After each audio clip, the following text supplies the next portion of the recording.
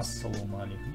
Бүгінгі видео сабақлығымыз арнаулы видео сабақлық болып, онда сіздер Википедия шеңберінде өткерілетін марафон хақында һәм сол марафонларды шөкімдестірудегі тикары жәрдемші платформалардан бірі болған Fountain хақында түсінікке ие боласыз. Дәслеп марафон хақында. Википедияда марафон дегеніміз белгілі бір тілдегі Википедия шеңберінде орнатылған шартлер тикарында белгілі бір мүддет davamında өткерілетін жарыс. Енді осындай марафонларды шөкімдестіруде Википедия жойбарына жәрдемші Fountain деп аталатын арнаулы платформа, яғни сайт бар. Бұл сайттың вазифасы Википедия марафонларын шөкімдестіруді автоматизацияластыру арқылы мақсатластыру болып табылады.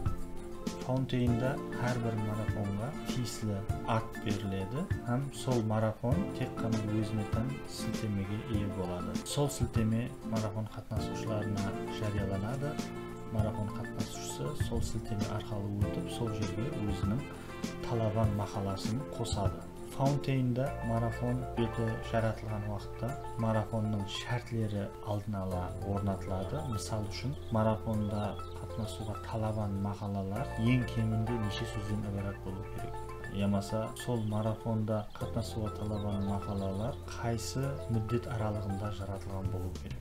Және төрешілер құрамы көрсетіледі һәм бақылау системасы да белгіленеді. Бақылау системасында мақаланы ең кемінде неше төреші бақылағаннан соң жұмақлаушы балл көрсетілсін деген жері болады. Егер ол жерде бір төреші деп көрсетілсе, төрешілер құрамындағы қалеген бір Википедияшы талабан мақалаға балл қойса, сол мақаланы бақылау процесі жұмақланған болып есептеледі. Егер төрешілер құрамында 9 адам көрсетіліп, сазлауларда 9 адамның бәрі мақаланы бақылау керек деп орнатылған болса, сол 9 төрешінің әммесі бір мақаланы толық бақылап болмағанша, ол мақаланың жұмақлаушы алған баллы көрінбейді.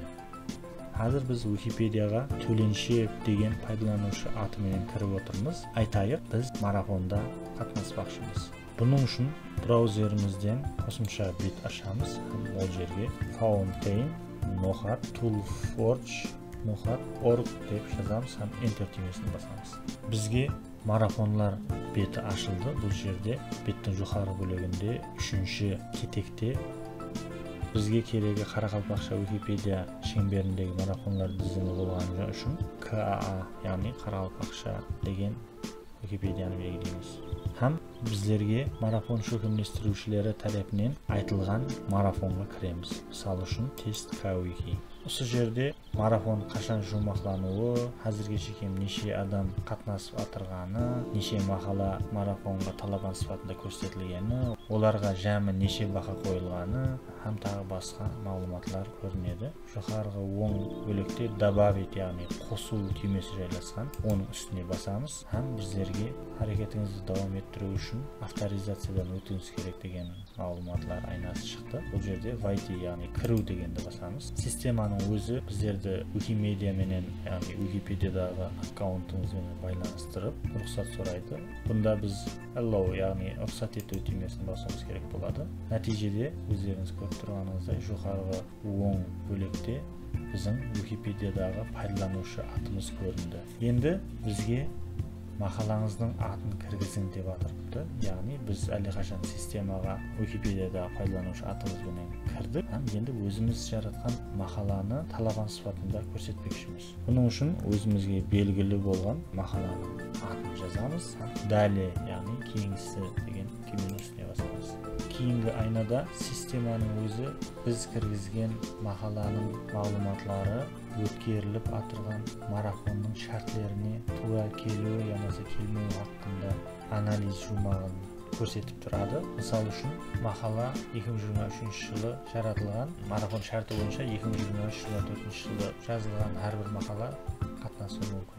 Екінші критерий, мақалада 197 сөз бар.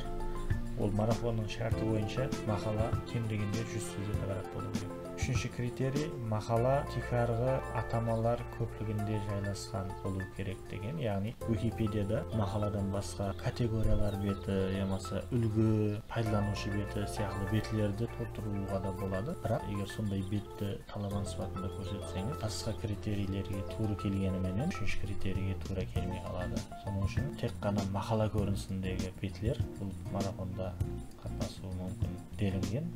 Бұл шартке де біздің бетіміз тура келіп тұрды. Төртінші қатарда автор статьи, яғни мақаланың авторы төленше дегенге дұрыс белгісін қойыпты. Себебі марафонның шартында көрсетілген әрбір пайдаланушы тек қана өзі жаратқан мақаланы тізімнен өткеруге ақысы бар. Біз қазір өзіміз жаратқан мақаланы тізімнен өткердік. Егер басқа біреудің жаратқан мақаласын тізімге өткеруге әрекет қылғанымызда, мына жерде X белгісі тұратын еді, бізде мына жерде добавить деген түйме жасыл жанып тұрмайтын еді.